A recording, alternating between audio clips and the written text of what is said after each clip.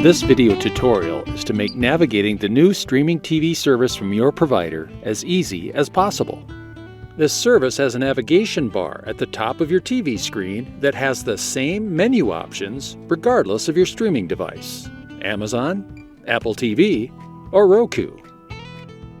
The menu options are as follows: For You, Guide, Recordings, On Demand if offered by your provider,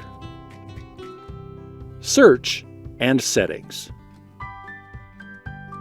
Even though they look a bit different, each consumer device remote has similar characteristics. Think of it this way: by pressing on the control pads of each remote, you can control going left, right, up, and down, as you can see here.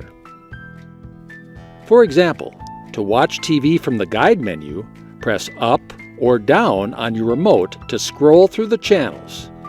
When you find the channel that you would like to watch, you can press the play-pause button on your remote, and the channel will start streaming, and you're watching TV.